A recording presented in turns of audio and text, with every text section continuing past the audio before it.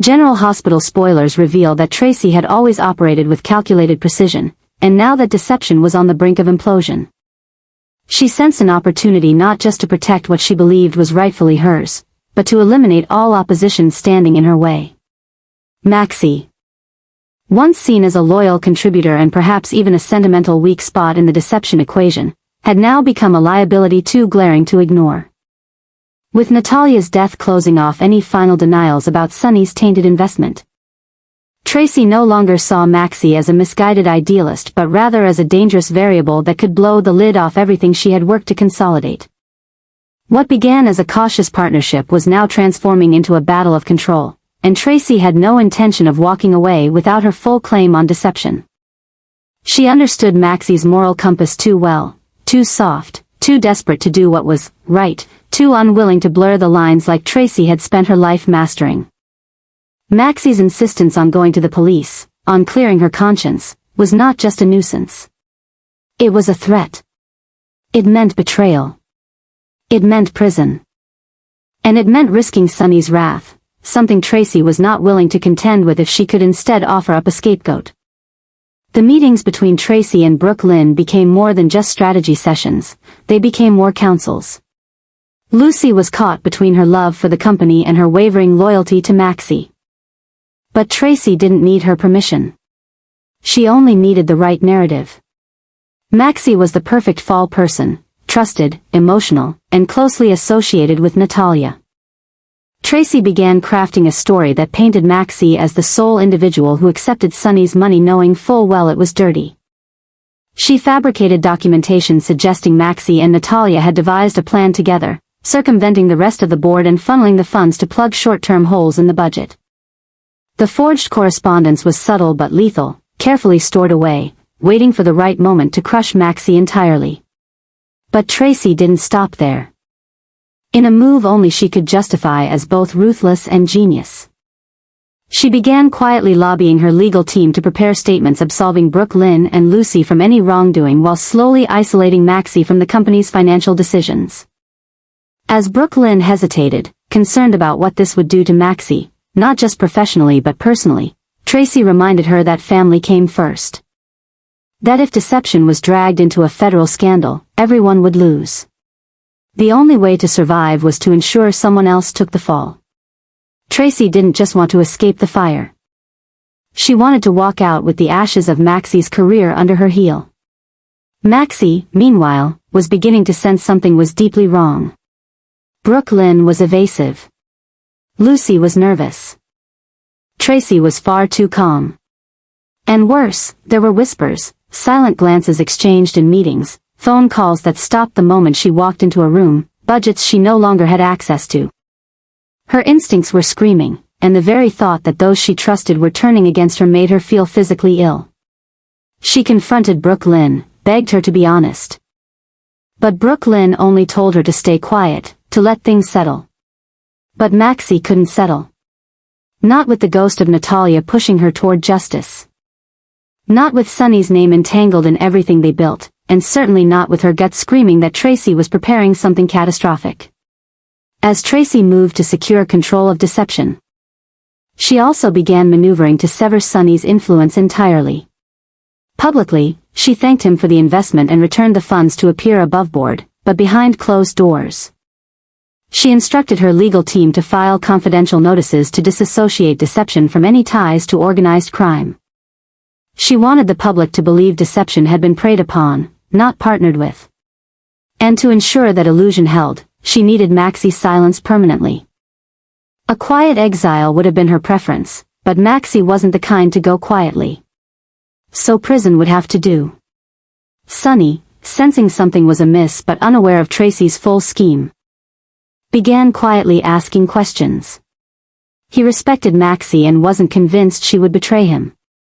More importantly, he knew Tracy's history, her ability to weaponize secrets and manipulate narratives until she stood alone among the ruins of her rivals. He reached out to Maxie, warning her that her name was being whispered in uncomfortable places. That his sources were hearing things about fake bank transfers and sealed accounts tied to her. Maxie panicked. She had never touched the money directly. She had never hidden anything. But Tracy was 10 steps ahead. Suddenly, a subpoena landed in Maxie's lap. The charges were vague, but the implications clear. Fraud. Money laundering. Corporate malfeasance. Her world shattered. Mac, her father figure, looked at her with disbelief that quickly turned into fear. Spinelli tried to help but found himself blocked at every corner. Lucy wanted to fight but realized that doing so would bring down the entire company. Brooke Lynn tried to help but was met with Tracy's wrath, warned that if she betrayed her now, she'd lose everything. Maxie, reeling and cornered, considered running. But she knew if she fled, it would confirm everything Tracy wanted the world to believe. Instead, she decided to stay and fight. She began collecting her own evidence, texts, voicemails, inconsistencies in financial reports. She realized Tracy's plan had one flaw. It underestimated how resilient Maxie could be when she had nothing left to lose. She began compiling her own legal team and prepared to expose not only Tracy's manipulation but the decades of schemes that built her legacy. But Tracy anticipated even this.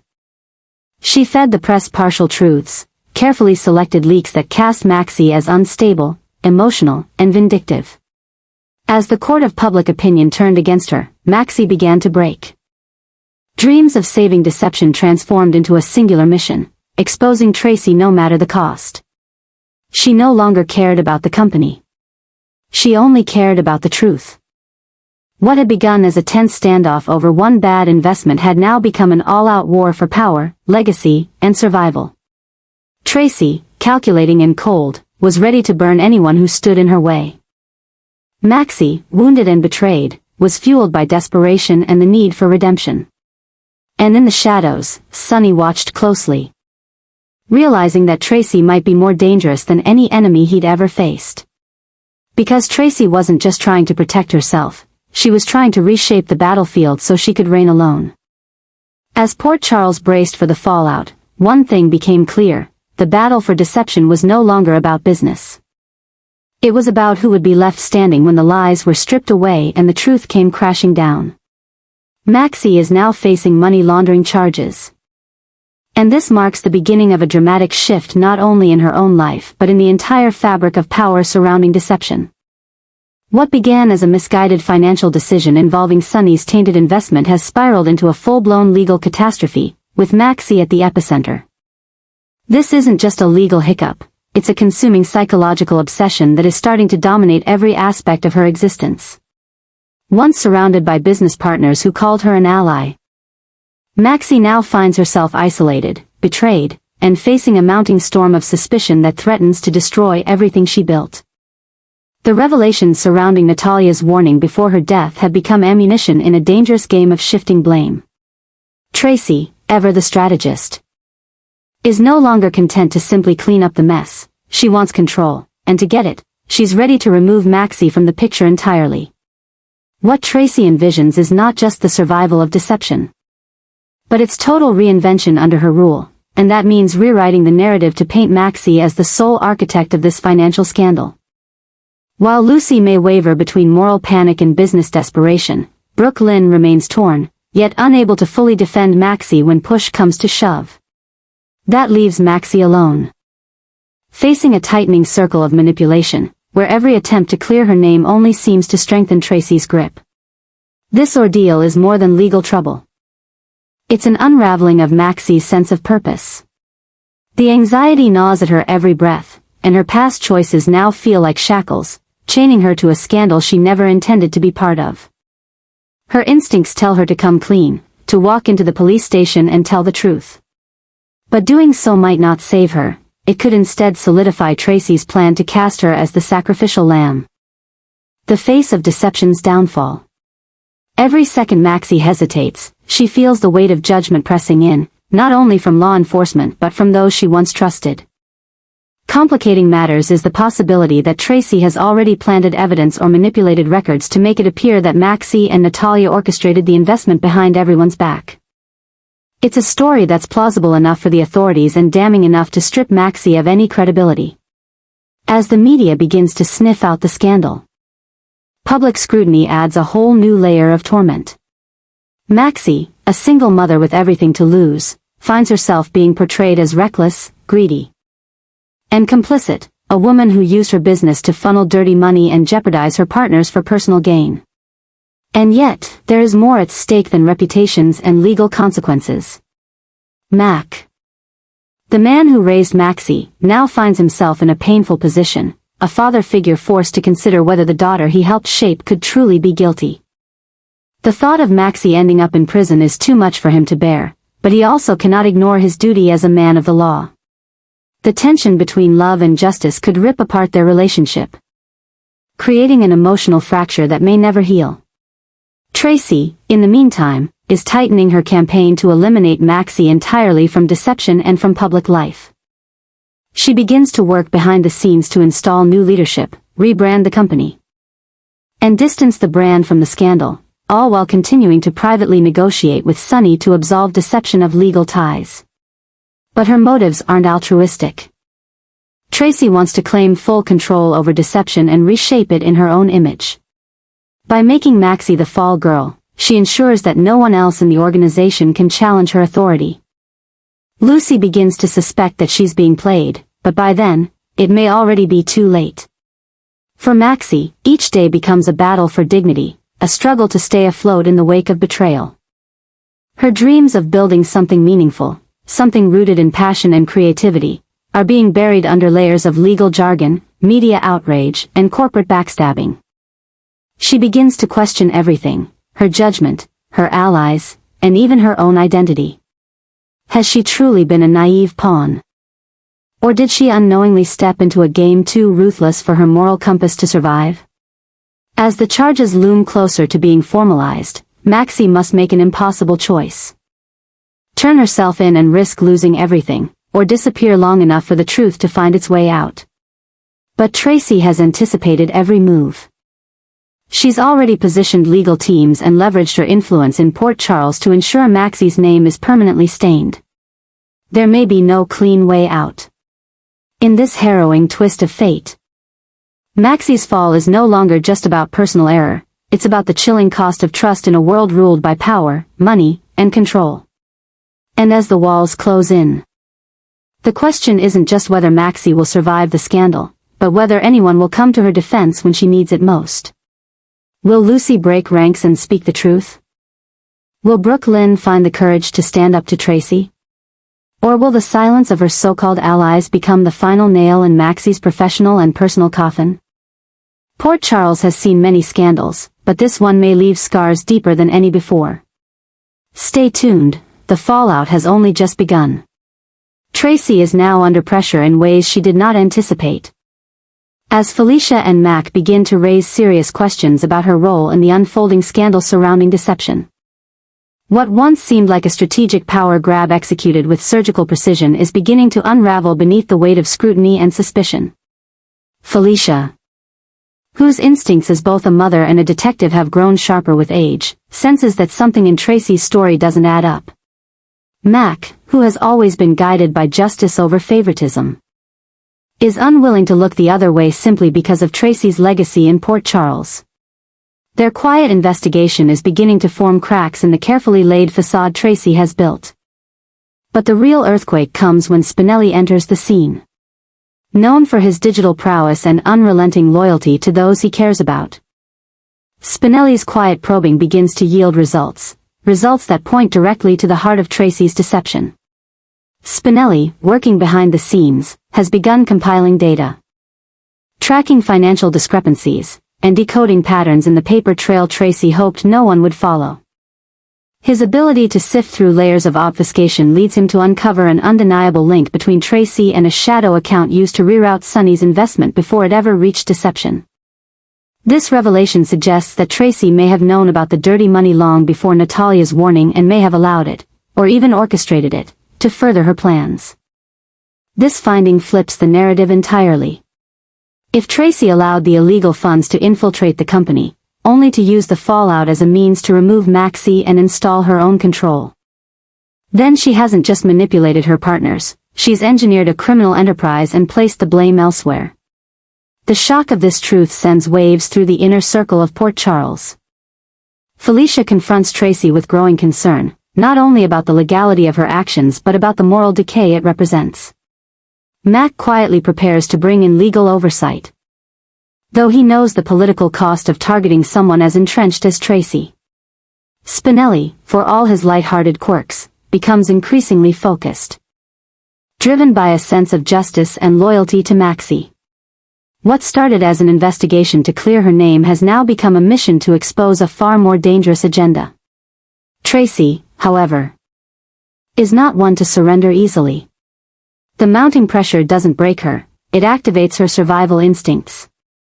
She begins laying groundwork for countermeasures, searching for leverage over Spinelli and anyone else who could pose a threat.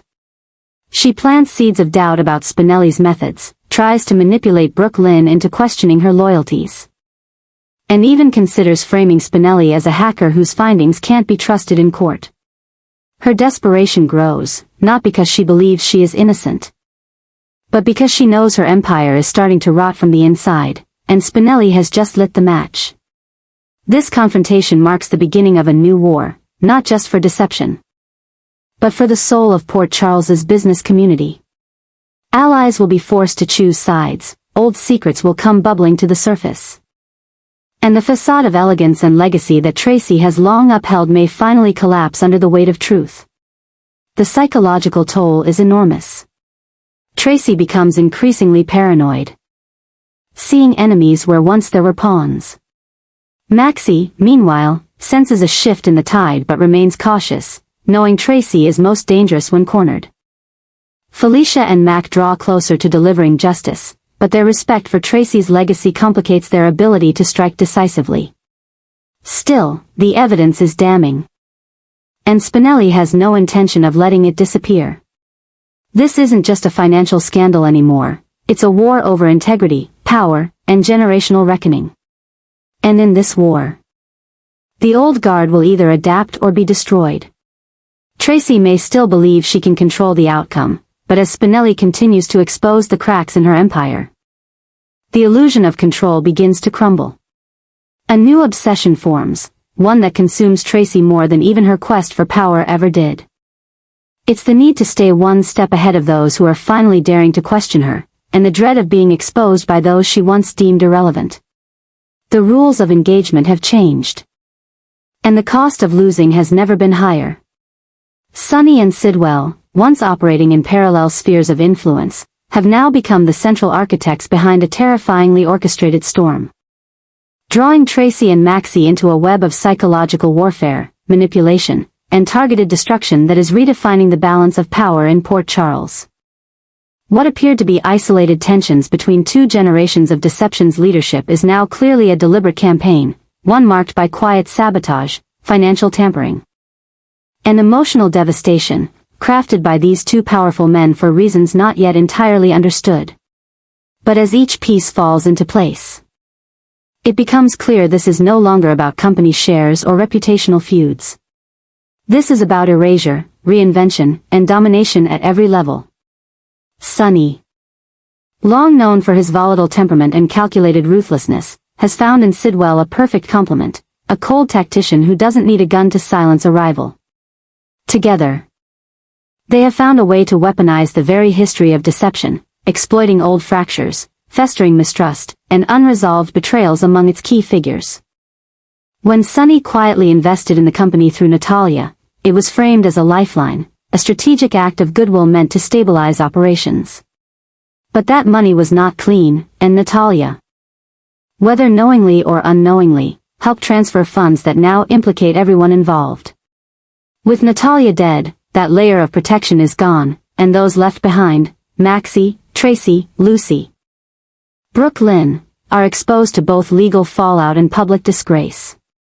Sidwell, with his impeccable cover and access to global financial networks, has done what Sonny cannot, make the corruption look legitimate, then vanish behind layers of shell companies and offshore accounts.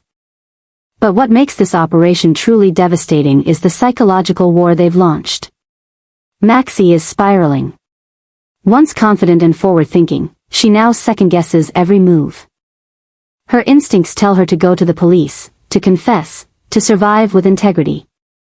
But Tracy, hardened by decades of power plays, sees survival in silence, even if it means sacrificing Maxie to protect the company.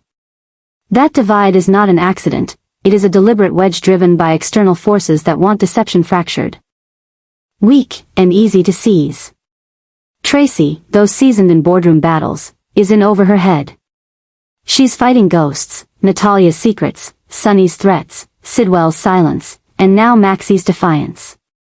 Tracy believes she's in control, but the truth is, every step she takes is being predicted, anticipated, even provoked by Sunny and Sidwell.